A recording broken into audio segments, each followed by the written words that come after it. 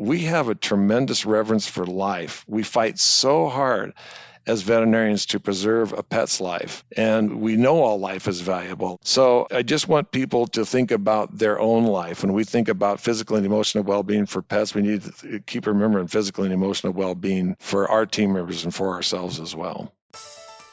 Welcome to the Veterinary Blueprint Podcast, brought to you by Butler Vet Insurance, hosted by Bill Butler. The Veterinary Blueprint Podcast is for veterinarians and practice managers who are looking to learn about working on their practice instead of in their practice. Each episode, we will bring you successful, proven blueprints from others both inside and outside the veterinary industry. Welcome to today's episode. Welcome to this episode of the Veterinary Blueprints Podcast, where business and animal health meet for the veterinarian practice practitioner.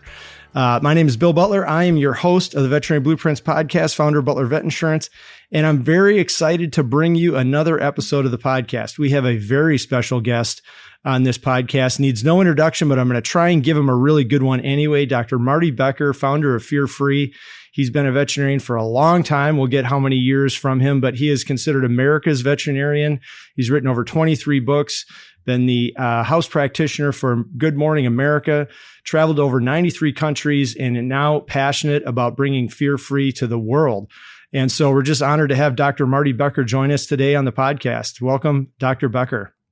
Thank you, Bill. Bill, it was really nice to meet you at Vet Partners. It's funny, and it's a pretty small fraternity, sorority in veterinary medicine, and yet you still come across people you haven't met before. And I think you and I are kind of the type of personalities that made friends at the first hello.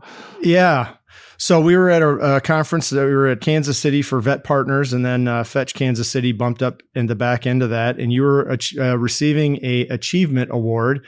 And holy cow, I'm sitting next to Dr. Marty Becker, and he's getting this award, and I'd written a book, so I gave you a book and said, hey, I think we should connect. And now here we are on my podcast together. So thanks for taking the time. And I agree, it is a small community in the animal health world that people are passionate about helping veterinarians. See, Bill, you've got the dark hair, full head of hair. I've got the Legacy Award, white hair, comb over. So that's what happens at past 70. I will be there someday receiving a Lifetime Achievement Award for something in insurance. Maybe we'll find out. So for any listeners out there, few and far between, who don't know who Dr. Marty Becker is, who are you? You're out in Idaho. You're a practicing veterinarian, but you've done a whole bunch of other stuff. Who's Dr. Becker? I was a farm kid. You think Idaho potatoes. I grew up in Southern Idaho, potato country, small farm, ranch, broke the back of that to put 4 kids through college, and wanted to be a dairy practitioner from about age 6, went to veterinary school. The dean gave a talk on the human-animal bond as an introductory talk, welcomed us to school, and I switched to companion animal within 30 minutes of arriving. So one of those things, age 6 to 20, got into school early, dairy. And then 30 minutes later, I'm a companion animal. But that, luckily that he gave this talk, because that interest in the human-animal bond. I also, that same day, volunteered for the People Pet Partnership that matched elderly people with homeless pets. So the bond led to writing Chicken Soup for the Soul books. That led to getting on Good Morning America, then the syndicated column. And then one thing just kind of led to another. It wasn't any really intention to build a brand, but I helped popularize the human-animal bond at a time when it wasn't as well known as it is today. And then that led to all these other opportunities. So I guess just like the human-animal bond is that inexhaustible, irrefutable source of energy for veterinary medicine, it also happened to be that way for my career. And, when you look at the books that you've written, I think the theme across the books is that human-animal bond, right? And it's so deep and penetrating, and it's gone for so long, right? It passes generations. It's thousands and thousands of years old. And so I think that's one of the through lines for you when you talk about the human-animal bond, that you're passionate about it. That's a lot of your books are about that, right? Yeah, you start out with Chicken Soup for the Soul books, those true short stories that evoke some emotion in you. And then it became things like the Healing Power of Pets, which came out exactly the week of 9/11. an award-winning book I wrote with a New York Times reporter. Once when you open up on the weekend like 9/11, it didn't do that well as far as sales, but it's still probably the definitive book on the healing power of pets. There's about 32 pages of bibliography in the back based in science. But it's funny, Bill, I grew up on this farm and ranch in Southern Idaho. A dog was a dog. A dog had a utilitarian role on a ranch or a farm. They herded cattle. They retrieved ducks. I was a hunter then. They guarded our stuff. The alarm barked when people came. Mm-hmm. And then it changed. They had this migration of biblical proportion in the 60s where they moved from the barnyard to the backyard to the back door to the bedroom. They actually moved into the home. So we saw it change from a dog to a pet to a family member to a child. And now I've got two kids that are millennials, and in their latest study, they consider them life partners. My son he's 34. He has a girl he's dated for 3 or 4 years. They live with. That's his life partner. He has 2 cats. That's their life partners. Yeah. Well, my wife and I, we don't have children. She's had a cat her entire life. I've grown up with dogs, and because she likes cats and I like dogs, we have a cat. I'll let you draw the line there. But we've always, she's always had a pet. I've always had a pet. We didn't grow up on farms. We don't have children, but we have, that life partner child, and it's a pet. And we have a lot of friends in the same boat. Middle-aged, childless, don't have kids, but a lot of us have pets. And so that human animal bond, like I can't think of not having my little buddy Louie, the black and white tuxedo cat, at home waiting for me at the top of the stairs because I know he'll be there or at the door. So it's really interesting that's, kind of where your career has taken you. And how has that evolved then into fear-free and developing fear-free as a practice of medicine and lifestyle for pet owners and then practicing for veterinarians?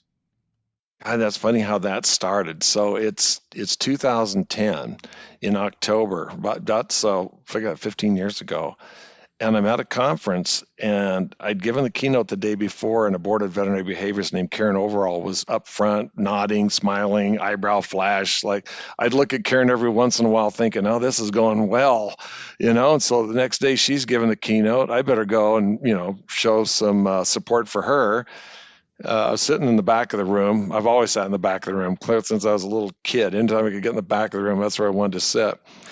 And I caught her on the way in. I said, Karen, I can't wait to hear your talk. And in honesty, I couldn't wait to leave. My wife was in town. It was in Victoria on Vancouver Island, and I was going to sneak out and maybe get early dinner with her. And it changed my life. She gave a talk about fear and how fear is the worst thing a social species can experience, how it causes permanent damage to the brain. Talked about behavior produces a physiologic response, so behavior is medicine. And then to kind of shorten the story, she got down to where she explained that all animals were the equivalent of a 1-year-old child, taken against their will for healthcare. The 1-year-old child or the animal has no idea why a procedure benefits them. They don't have the concept of time to know they might have the relief of fear, anxiety, and stress or pain, even if it's moments away, and finally they can't flee the threat. So I thought, God, I've loved animals my whole life. I felt compassionate. I didn't realize the damage we were causing. I always thought the shivering, shaking, panting, yawning, salivating, jumping, biting, leaning away, whale-eyed, rigid, tail tucked, that's collateral damage, and there's nothing you could do. And in fact, it causes permanent emotional damage. And you can't have optimal physical health without optimal emotional health. And I guess I just never expected. We spent 5 years in proof of concept, leaning on boarded veterinary behaviors to be the bedrock upon which Fear-Free was built. And, we launched April 1st of 2016, hoping there'd be 1,000 people by the end of the year, 9 months left in 2016. And there were 10,000 certified. And now today, wow, there's over 300,000 certified in 120 countries. And then we also certify practices besides individuals, and there's over 500 Fear-Free certified practices by the end of the year. Yeah, so I had the opportunity, one of the other podcast guests we've had on here was Michael Shirley from Family Pet Health in Murfreesboro, Tennessee. And I got to tell you, Dr. Marty, we recorded the podcast at their practice, and they are all in. They built their practice around fear-free. Everyone's fear-free certified. They do all the medicine in the room with the owner, and they really have bought into that. And you can feel the practice. It feels different as a practice than it does walking, and I visit a lot of practices. It just feels different, even as a human walking in, because that's their mentality from the get-go. It's definitely transformative. As anybody in the veterinary profession, you love animals and want them to love you back. And when animals feel like they're going to be harmed, and pet parents feel like you talk about your tuxedo cat, you feel like you're hurting your cat by trying to help it, as in taking it to the veterinarian. That doesn't work. Yep. If the pet now it remains calm, or wants to go to the veterinarian because you put the treat into treatment, now everybody wins. The pet wins, the pet parent feels good about it, and the practice team feels good because they're not, we take this oath to prevent or relieve animal pain and suffering. You don't want to be causing it by what you're doing or not doing. Yeah. So, the interesting thing for me when I started hearing about fear-free as an insurance agent to interject insurance into this was, from a claims perspective for insurance for veterinary practices, the number one claim is, those fractious cat bites, or, the dog, you're doing a procedure, the dog wakes up from anesthesia, doesn't know where it is, and it just bites the first thing it sees, and it happens to be a vet tech's hand. And so, the interesting thing for me was there's a high frequency, a lot of claims, they're just really small. And, I thought, wow, fear-free could be a thing for veterinary practices to help reduce claims for their, reduce injuries for their team members. So a side effect, obviously fear-free for the pet being a primary thing, but you're running a safer veterinary practice. Your team is less susceptible to injuries. How has that come into play with fear-free, and what are your thoughts on team safety as a component of fear-free? Stay with us. We'll be right back. This episode of the Veterinary Blueprint Podcast is sponsored by Butler Vet Insurance. Being an insurance agent at Butler Vet Insurance, I've seen firsthand the difficulties veterinarians face insuring their practices. But did you know that we wrote the book on veterinary insurance? It's called Protecting Your Veterinary Practice: Insider Insurance Secrets Every Veterinarian Must Know. It's not just a book, it's a comprehensive guide that speaks to the unique challenges and insurance solutions for the veterinary community. With over 20 years experience from cyber liability to business auto and workers' compensation, our aim at Butler Vet Insurance is to reduce the stress of insurance for those dedicated to animal care. If you're a veterinary practice owner or manager and looking for some guidance on your insurance, follow our insurance blueprint. Discover the Butler Vet Insurance difference. And together, let's put the pieces of the puzzle together. Butler Vet Insurance, reducing the stress of insurance.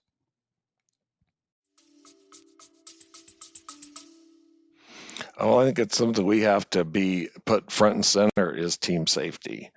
I think there's career-ending bites. I can think of 2 or 3 veterinarians whose careers were ended because of a serious. So it's not just always a puncture wound and some infection. But here's the thing: we used to always have these red tags with white lettering that said "Caution, fractious cat," "Caution, fractious dog," and now what I know is that pet literally thinks it's fighting for its life. I mean, it thinks it's going to be harmed or killed, so it's fighting for its life. So those tags now say "Caution, fearful cat" or "fearful dog."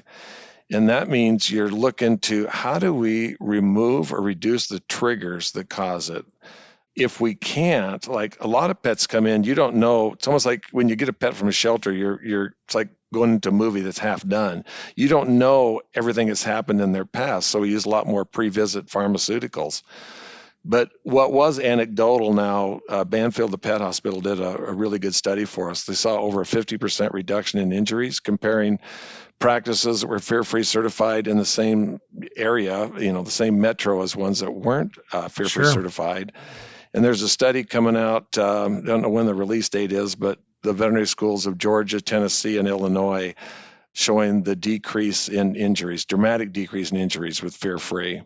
So what you're doing is you're keeping just like you have a body condition scoring, pain scoring, you score fear, anxiety, and stress. You keep it down at a certain level. You have the pet parent help bring a pet in that's calm, and then you keep it calm. Mm-hmm. If it ever gets to where it's level, you're really good at looking at behavior. And so, veterinarians tend to not get as bitten nearly as often as vet techs because something's going to happen. You got, your Sure. spider sense is there. But if a pet is like fear-free level 4 or 5, you don't take it in the back and, pile a bunch of people on top of it to get it done, or stretch a cat into 2 zip codes. You pause. You tell people, let's come back another day. If it's not for urgent care, or you give it something orally and give it some time, or you go straight to sedation. So sedate early and often, think of sedation as the first option. But everybody wins when the pet doesn't feel like it's going to be harmed. It's not going to act out as much. And when we know the signs, you just don't take them over that threshold. Yeah. It's interesting. And like you said, career ending, and it may not be career ending for the actual injury, but I've had a couple of practices where, and this was during COVID, and they're bringing pets in and out of the practice. The one that comes to mind is a dog broke away after it had been given back to the owner and went and attacked the front desk receptionist who was bringing the animal. She was just walking back into the practice and got attacked by the dog walking back to the practice. And she was scared to go back to work. She had the trauma and condition of being around animals. Then, is this dog going to attack me when I'm bringing it out to the car? And so, it's not just the physical injury of the bite or injury. It's also for the human practitioner, the vet tech, the veterinarian. It's also, how many times do you need to get bit as a vet tech or a veterinarian before now you're scared to do your job in a way that helps the animals? And so it's that component for me in the insurance side of things, thinking about the practice, and obviously claims drive costs on insurance premiums and all that sort of thing that falls into my category. And insurance companies look at those things. And if they all might be $500, but you've got, 4 claims a year, you're pretty risky practice. You've got something going on, and it just might be a bad string of luck, or maybe it's your practices that need to get adjusted. So it's not just fear-free practice. There's also some other initiatives that Fear-Free has. Do you want to talk about some of those, like Fear-Free Research and Shelter Home? Yeah. You know what? I still remember when Karen Overall gave that talk. She says fear is caused by something painful or something disturbing. So again, this is October 2010. And she gave an example. You cut nails too short. That's painful. Now the pet sees the nail trimmers. That's disturbing. She talked about a syringe. Just think of a syringe with a needle. What's it used for? An injection, an antibiotic, Serenia, which stings, long-acting antibiotic, a blood draw, all painful. Now the pet sees the syringe. That's disturbing. So part of what Fear-Free's done a good job on the disturbing part, but we haven't leaned into pain as much. So we're working to create a pain certification that's like Fear-Free, but it's something that you can, again, it'll be different levels. So you take pain-free level 1, pain-free level 2, 3, because pain is underdiagnosed and undertreated. And when you think of a pet that comes in, when it is sick or injured, it's always an itis, which means inflammation and pain. It's dermatitis, it's otitis, it's periodontitis, it's cystitis, it's arthritis. They're painful. So again, the pet has no idea when you're manipulating something that is sore. You're putting an otoscope in an ear that looks like a fire pit, or looking at gums that look like a flamethrower went across it, or looking at a wound. So there's got to be a lot more on pain management as well. So you're removing or reducing the triggers FAS, but you're also very early on. Ross Palmer, who's one of the world's top veterinary orthopedist, says, tell me where it hurts without me hurting you. So how he does an orthopedic exam. So we have Fear-Free shelters. There's 150,000 people have completed a 5-hour online course. It's free to all shelters and rescues. Fear-Free Happy Homes is complimentary to all pet parents. So it's a great place for practices to send people for resources. I've dug into that. So we got a problem with Louie. He loves scratching stuff. So I'm like, oh, Yeah. I went down a rabbit hole on Fear-Free Home for the pet parent that I am, thinking, well, how can I make my home more fear-free for Louie? Because we got him as a stray, and we didn't know that the first time that we started sweeping the kitchen that he didn't like long sticks for some odd reason. And, well, he probably got beat with a broom when he was a kitten at some point. Yeah. And, that's a fear. And he thought we were going to murder him, obviously. And so it's like, okay, I found a lot of that information there interesting and informational for myself as a pet parent, not in the animal health world, but just as, somebody who owns pets, like, oh, there's a ton of great information here. Yeah, something that's interesting now for students. So I graduated in 1980. So what is it, 45 years next year? Students now, about 3/4 of all the veterinary schools in the United States require fear-free certification of students before graduation. And literally all 300 of the AVMA accredited veterinary technician programs require fear-free certification. So they're just learning differently. We learned restraint. Yeah. Bill, restraint is harsh and designed to protect people. It was like welding gloves and fishing nets, right? Yep. Or aquariums and gassing them to things, and it's just going to be so much better. The pets aren't going to have that permanent kind of emotional damage. You mentioned something earlier, and I can't remember quite what triggered it, but surviving a near-death experience is the worst trauma, and so for pets, they literally, when you go into, a lot of them come in and they think they're going to be killed and they survived it. So it's so damaging to them, and that can spill over into more generalized problems at home. And like when you're talking about the cat with the broom, something in the past, really probably that cat thought it was going to die. And so what seems like just sweeping the floor, it doesn't seem like anything. But, one of the things you and I were talking off air about Temple Grandin. Temple Grandin is Fear-Free's director of animal welfare. There's 256 people on the Fear-Free advisory group. There's 60 boarded veterinary behaviorists, about 30 PhD behaviorists. The head of ethology at MIT, Brian Hare, the head of animal cognition at Duke, Alexander Horowitz, the head of animal cognition at Columbia. All these, there's 12 boarded anesthesiologists, but of all the 256 people, Temple Grandin is the one that's just gifted.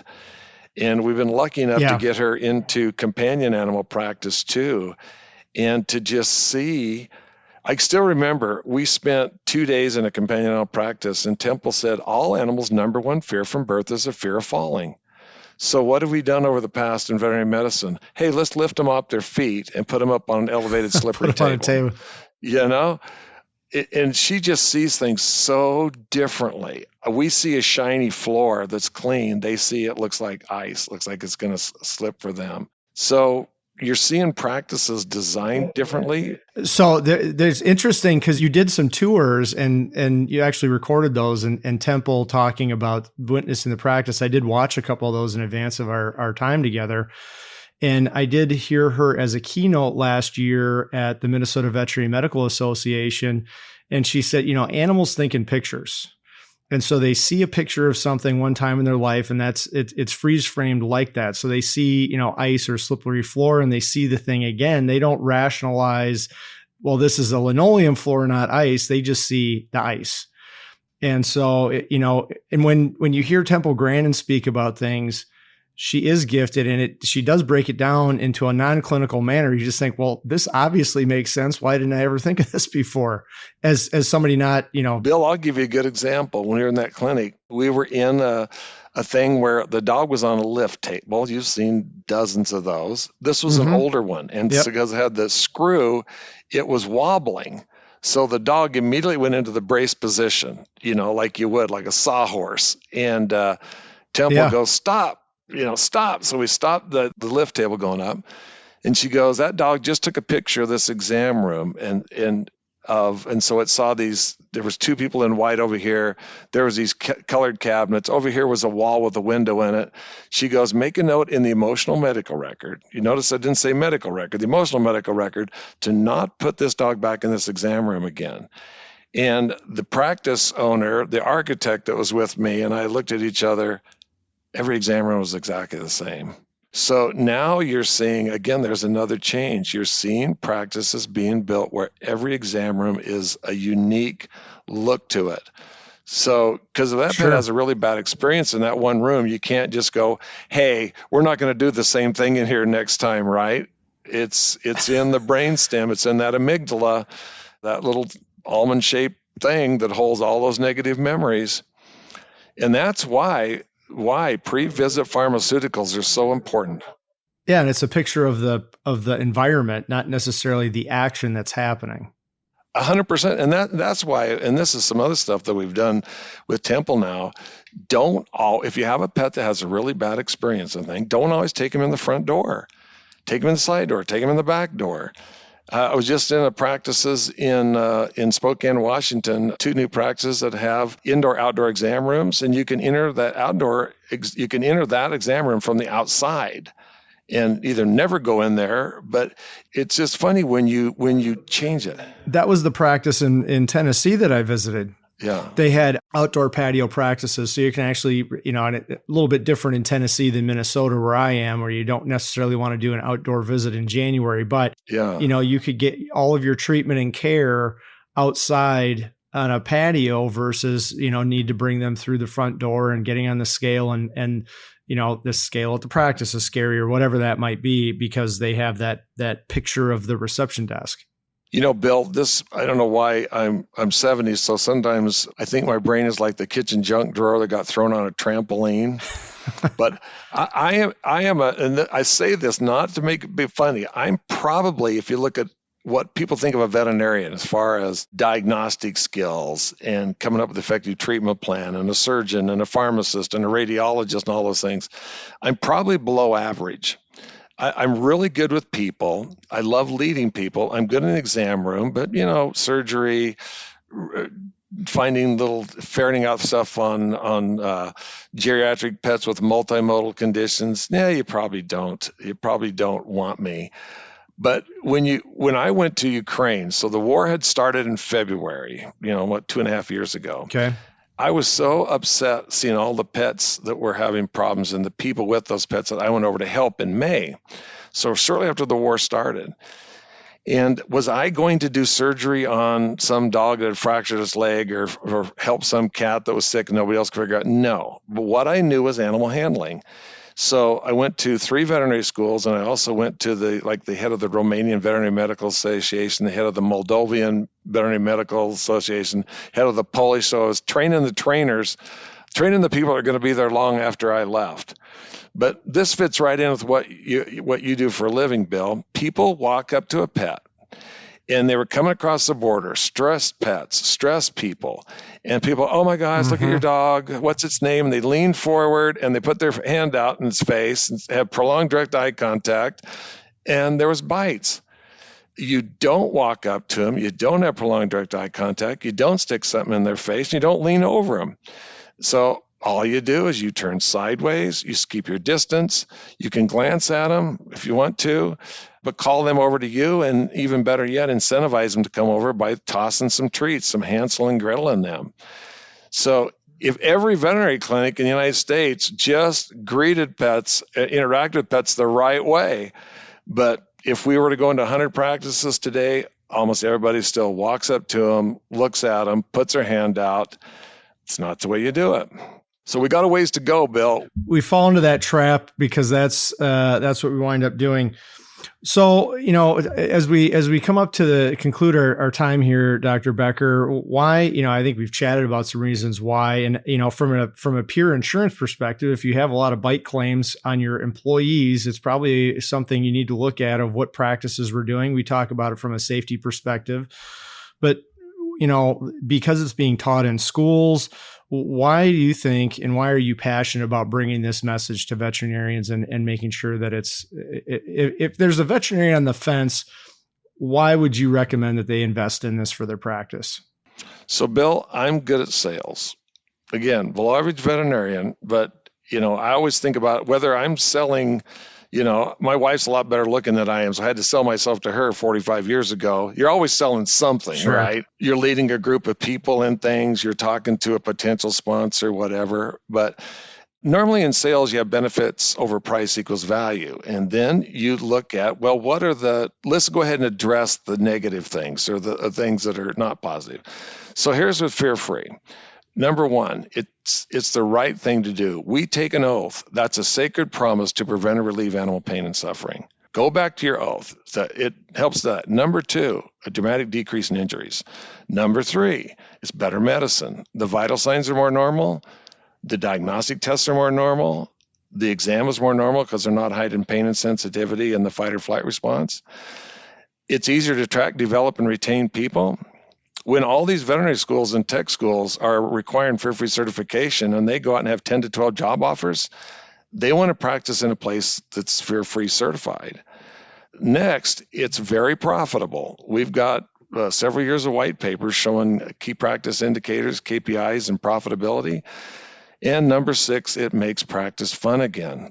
When this sounds unbelievable, it's almost like I'm going to tell you smoking's good for your health. In a good fear-free practice, most of the dogs will drag their moms or dads in to have their nails trimmed. Now, how is that possible? Well, number one, use a lot of pre-visit pharmaceuticals, and number two, you've changed the way you do it.